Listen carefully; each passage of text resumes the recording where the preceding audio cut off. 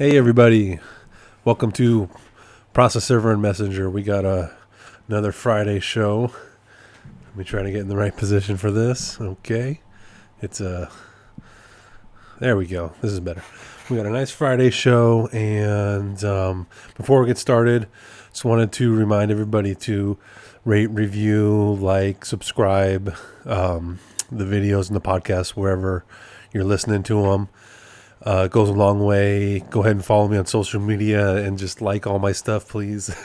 Give me views, please. Check it all out. I've been doing a lot more up there recently, so I'm happy with some of the new content coming out. And check out the Patreon, patreon.com/process server and messenger. Check it out. I got a lot of stuff going on there, a lot of video. So go ahead and join, become a member, and you'll have access to all that great stuff. And a little bit of help goes a long way. We're going to get the show started. I'm going to play the intro. I'm still doing the live production style. And it's Friday, and we're feeling like the end of the week. It really does feel like a Friday for me. So, without further ado,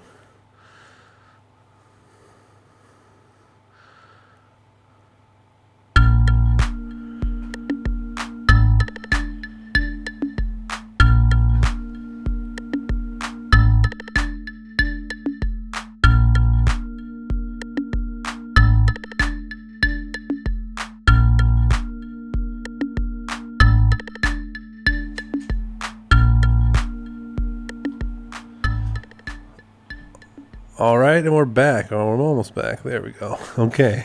A couple hiccups on the live production today, but that's fine. Still trying to get my mic set up. I watch a lot of sports radio.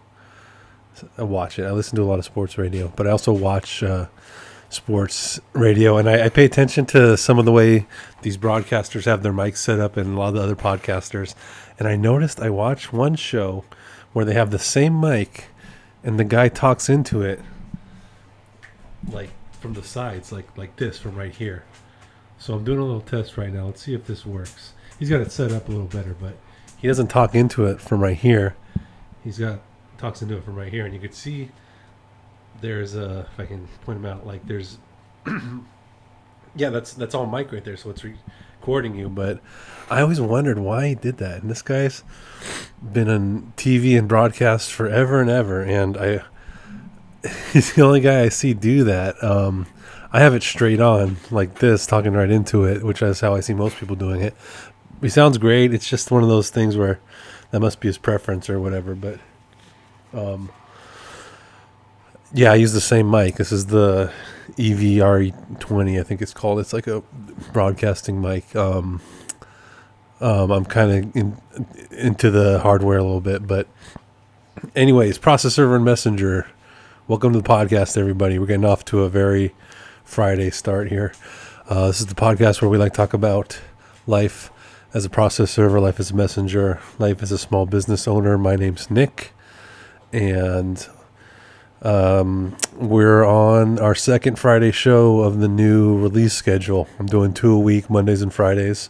And this is the second Friday episode, and happy Friday. It's recording on Friday. It's being recorded on a Friday, and I'm putting it out on a Friday. So pretty soon I'm going to learn how to not be so, what do they used to call me in school? Procrastination. Yeah, procrastinator. Not procrastinate too much. But for now, we're getting away with it. So we're doing a recording on a Friday, and we're going to get this transcribed and posted by today. There's a lot more that goes into it than just the recording. There's I guess it's not that much. It's a little bit more, but after I finish this, I'll do the work of getting it together and posting it. I've already been out serving this morning. I was out till 8 o'clock last night. After 8 o'clock, probably like 8:15, I got home. This has definitely been the busiest month since I've been doing this. So almost 10 years, 9 years I've been a registered process server. I've been in attorney services longer than that. I was working in attorney services for many years before I became a process server, but I first became a registered process server in 2016. It's 2025, so next September will be 10 years for me. So yeah, I forgot what I was talking about or why I said that, but I was mentioning how this has been the busiest September in 9 years for me. I've never gotten this much work. I've never been this busy. I've never been every day. Every day I get new jobs, more new jobs than ever. It's just been the busiest month, September 2025. It's just been, I've been out there day and night, morning, noon, night, knocking on doors and serving businesses and doing it all. It's just been a crazy month for me. I always suspect it to slow down before the holidays. So it's September. At the end of October, we're gonna have Halloween. I don't think that's like a real holiday for adults, unfortunately. Sometimes you'll go into a law firm and they'll have candy out, and then on Halloween or near it, you can get away with wearing a costume. Even as an adult, I think it's fun. But they don't like give you the day off or nothing. It's not a real holiday, but it's fun. But really November, I would say with around Thanksgiving, things really start to come to a grinding halt. December is pretty slow, a couple rush things here and there. But it doesn't really start picking up again until February, maybe. January, people are coming back and warming up. But February through about at some point in October, November, it starts to build up. The work gets more and more, and then there's a drop off eventually. But no drop off for me lately. I've been very, very busy. I've been out there. I was just in Venice this morning serving documents to I guess a business that is not, it's another UD. They're not there. The business is empty, but I still got to go and make all the attempts. But it was nice. I was in Venice. It's nice to walk around there. It was right near the boardwalk. So yeah, it's always nice to be in Venice by the beach. Did a couple other things this morning. Went to the notary. That happens quite a bit. Not my favorite thing. I wanted to make my wife a notary, but I looked into it and I don't think you're allowed to. If it's someone or like family or someone you live with, there's like, I'll look it up. I guess you tell me if I'm wrong, if there's any notaries out there, but like your wife can't be a notary for your husband's documents, right? I know I said that stupidly, but if you're a husband and wife, you can't notarize each other. I think that's true. If it's wrong, put it, let me know in the comments. But I think I looked into it and I decided maybe it was internet misinformation, but your wife can't be your notary for the husband. But UPS, I always go to UPS for notary. Always easy and straightforward. They're always open. There's always someone there. I don't have a notary or in-house notary or local notary that I use. Some people have a relationship like that and they can come to a business arrangement, but no, I just go to UPS. And it's $15 every time, so it's whatever. It's just straight up, that's what it is. I used to be a notary. I'm not anymore. I just process servers is a better fit for me. So, but I had a notary commission for a little bit. Yeah, didn't love it. I like being a process server, so I just stuck to that one. I think I was a notary before I became a process server, and then I became a process server, and then I let the notary commission expire. So that was that. Served some people in Venice this morning, then got some documents notarized, and had a little brief window here to record the podcast today.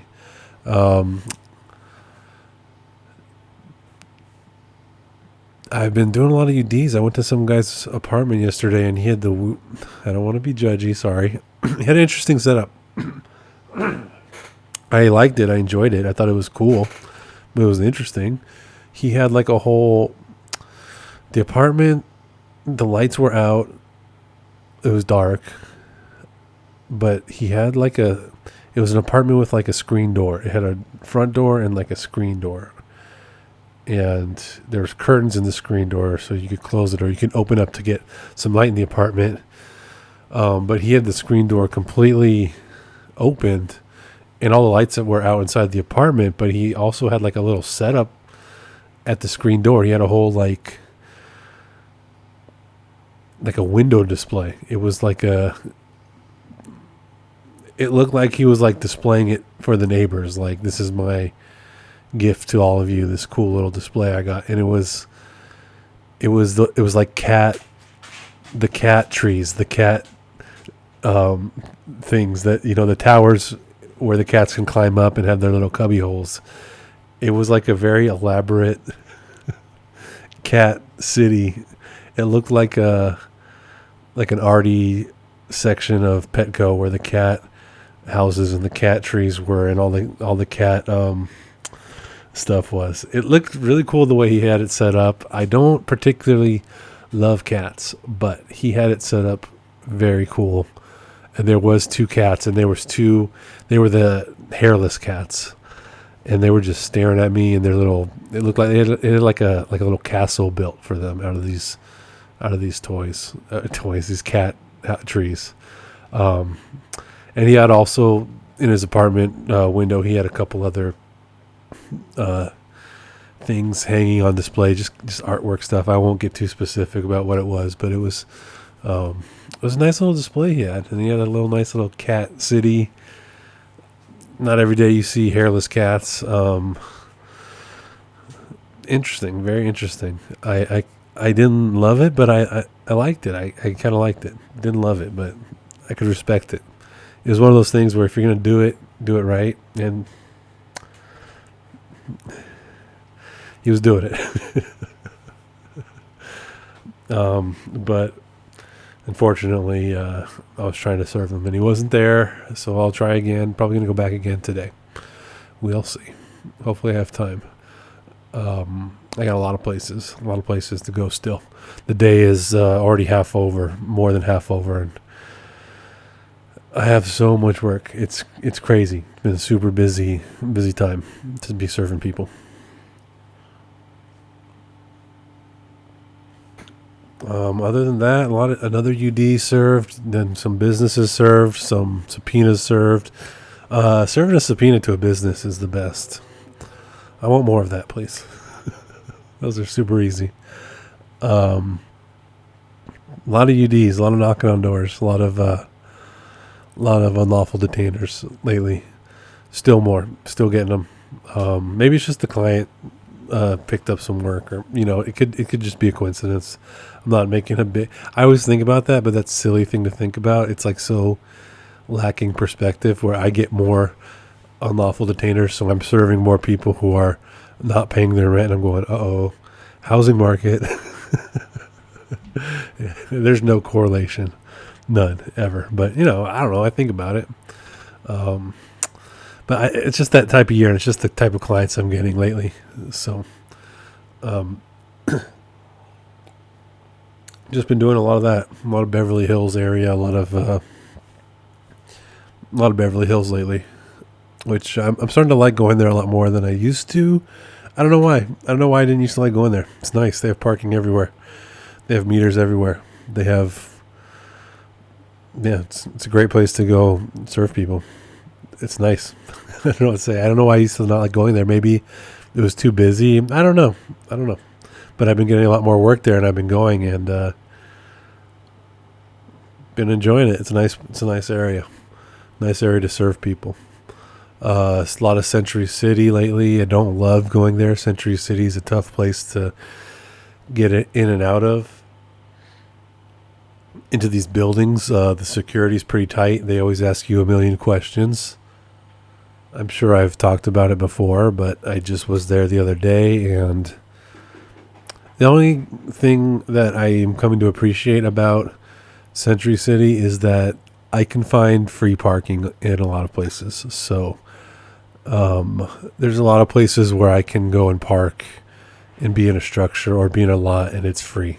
And I don't feel like I'm parking somewhere where I'm not supposed to be. I have a friend who goes to Century City a lot, and one time he was kind of giving me the instructions. He was dispatched, and he was kind of telling me where to go and where to park and where to meet the guy and where to load and unload. And it was behind this building in an alley, and I had never been there. I felt so uncomfortable parking where I was. I was like in the loading dock at a red, and I know some of those security buildings, the security people who work in those buildings can be really picky about keeping those areas clear and what their schedule is and checking in. And I went there and there was nobody there, but I'm rambling about it, but it gives me anxiety to park in some places, like especially in Century City, especially at some of those bigger, fancier buildings where you're supposed to be meeting somebody and they're making it a real pain in the butt. But lately, I've been pretty good about finding. I know where to go now. I know where to park, and I know where to park. And a lot of the times, almost every time, it's free. I don't have to pay even a meter. Nothing. I've been finding a lot of good spots. So hopefully things stay the way they are. It's been making going to Century City. Oh, it's night and day. I mean, after that, if you don't want to let me into the building and I check in with security and I'm serving somebody and they're being weird about it and they don't want to let me up, that's like nothing compared to trying to find parking and parking in the right place in Century City. But I've been going frequently enough now for long enough where I've parked just about everywhere, and now I know exactly where to go, and I feel comfortable going there. But Beverly Hills has been a lot better lately. The work there has been good, and it's a great place to go to. I don't usually stop for a lot of coffee, but they have good coffee shops in Beverly Hills.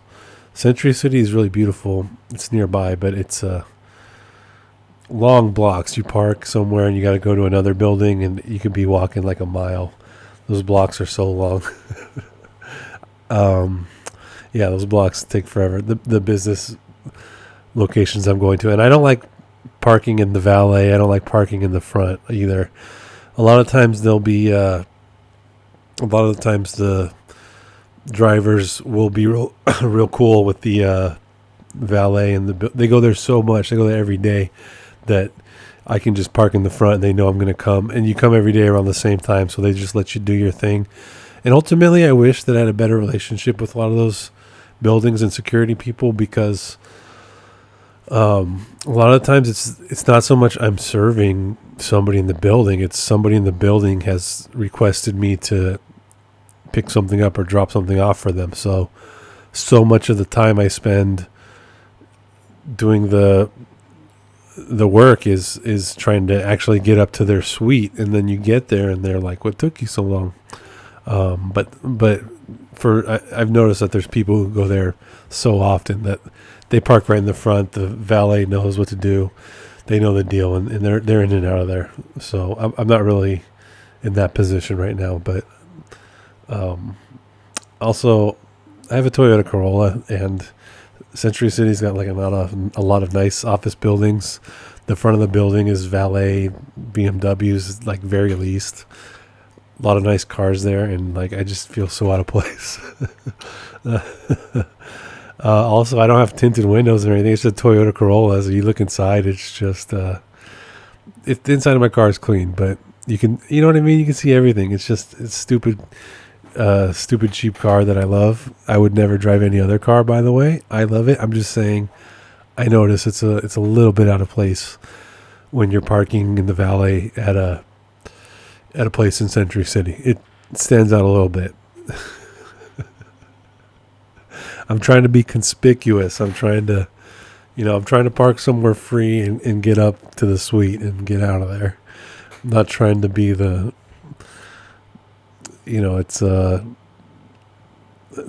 McLaren, Ferrari, Porsche, BMW, Mercedes, and then my Toyota Corolla. It's not conspicuous enough for me. All right. Even though I love the Toyota Corolla, I don't think I would drive another car.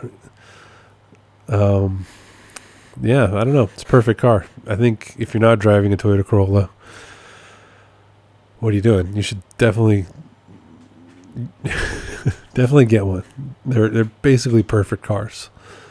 I'm just saying that in front of a building in Century City is a little out of place. Just a little bit. And I like to be a little conspicuous. That's just me. I was there the other day. No, didn't get any coffee that time. Sometimes I like to stop and get some coffee wherever I'm going. But usually that's on the west side now. I'm kind of picky about what places I go to. I go to a couple places, and lately I haven't really been trying anywhere new. I don't know why.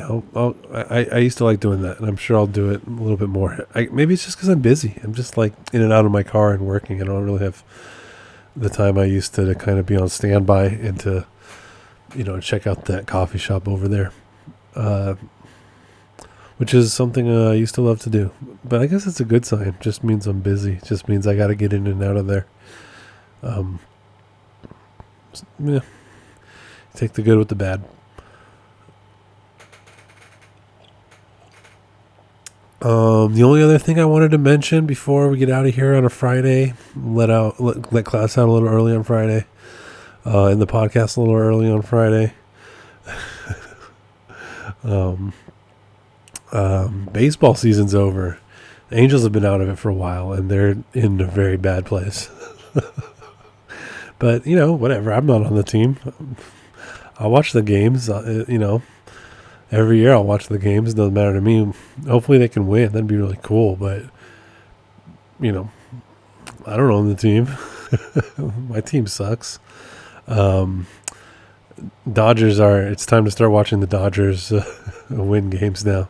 If you're an Angels fan, that's what this time of the year is. It's time to start watching Dodgers win in the postseason.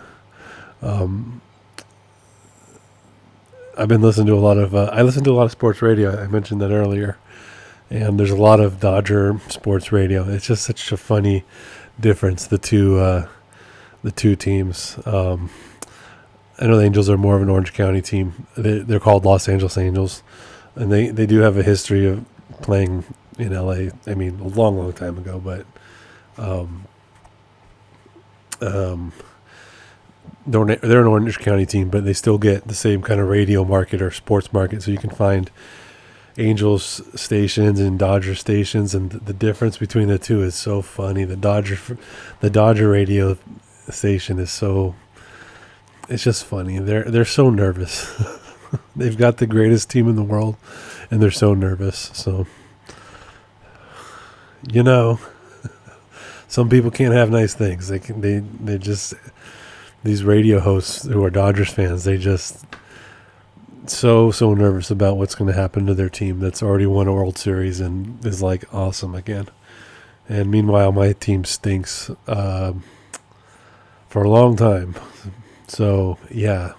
But anyways, Dodgers baseball, it's postseason. So as an Angels fan, it's time to start watching Dodgers. That's the team I root for when it's in the postseason. If the Angels aren't in the postseason, the Dodgers are. I'll be watching the Dodgers. I guess I wouldn't be rooting for them, But when they do good, I'm like, my friends are Dodgers fans. It's like a cordial. It's like if you can't win, the Dodgers can win. Then I tip my cap to you. I don't mind that. I don't think there's any rivalry of whatsoever between the two teams. Just a lot of people making fun of you if you're an Angels fan because your team stinks, but it's not really like a rivalry. It's right now the Dodgers have kind of got it on lockdown. It's kind of like a good luck to you, and yeah, Angels fan, your team stinks. Kind of like, I feel sorry for you. But, so I'll be, I'm not really rooting for them, but they're the team I'm going to be watching. I'll be rooting for the Angels to make the playoffs next year. Somebody give me a reason why that's going to happen. Leave a comment. How do the Angels make the playoffs next year? Somebody ask ChatGPT. All right, that was the sports corner. That was sports corner of Process Server Messenger. I'm still working on the Superior Courthouse rankings. There's just so many more courthouses than I realized. I was gonna put that together for today's show, but I'm just not ready. I got started on it, and it's a bigger project than I thought. But I'm excited, so I'm pushing forward. But I wanted to do a little bit of that today on the podcast. But once I got started, I realized this is going to be a big undertaking. This is going to be. I'm going to put some work into this. There's just so many courthouses, and even trying to figure out which ones I've been to. And don't ask me why I'm so excited about this project. It's like my version of Huelhauser, California's Gold. It'll be California Superior Courthouses. But I wanted to do a little bit of that today on the podcast. But as I was prepping for it, I just ran out of time, and I realized I need to work on this. This is a big chunk of marble that I need to sculpt into something. So I chose to leave that out of the show because I'm not ready. But I was looking at all the courthouses, and I was looking at my phone for all the pictures I have taken, and just getting ideas. So that's coming. Still working on that. It's going to be a lot bigger project than I thought, but I can do it. I said I was going to do podcasts every Monday and Friday, and that seemed like a big thing at the time. And look at us, it's Friday, and we made it. One more week. So I guess with that, happy Friday, everybody. And if it's not Friday, just know I had a happy Friday, and you'll have a happy Friday the next Friday. And tune in Monday. We're going to have another show. We're going to have another podcast. I'm going to have more. Maybe by then I can have a sneak preview of the Superior Courthouse rankings. At least an outline. Maybe by Monday I can give a presentation on that. I'll do a PowerPoint or something. I don't know why I'm so looking forward to that. But yeah, definitely inspired by California Gold and Huelhauser and that style of public access journalism. All right, Friday. Got a lot more people to serve. It's the day's half over, and I got to cut this and post it and then get on the road and start knocking on doors. So happy Friday. Have a good weekend. College football, NFL, there's baseball, basketball starting soon. I gotta check out cycling again. I gotta get back on the UCI website and see what the schedule is. I didn't really watch the Vuelta a España. I think Jonas Vingegaard won, though. I better look that up before I leave. I don't want to end on a bad note. So hold on. Let me look this up. I'll confirm it for you.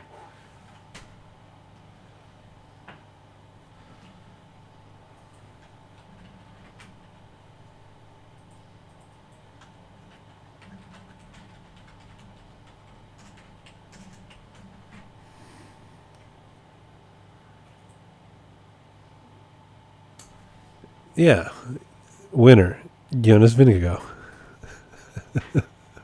I watched like one stage, and then I'm telling you, I've been busy. I don't have a lot of time. Been crazy busy. The red jersey, Jonas Vingegaard. Second, João Almeida. Third, Tom Pidcock. Oh, we like him, I think. Mads Pedersen won the points. Jay Vine, mountain stages. The youth jersey, an American, Matthew Riccitello.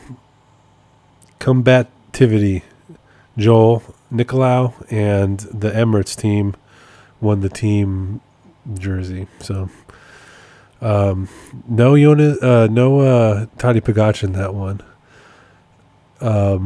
So looks like Jonas Vingegaard was able to win it without his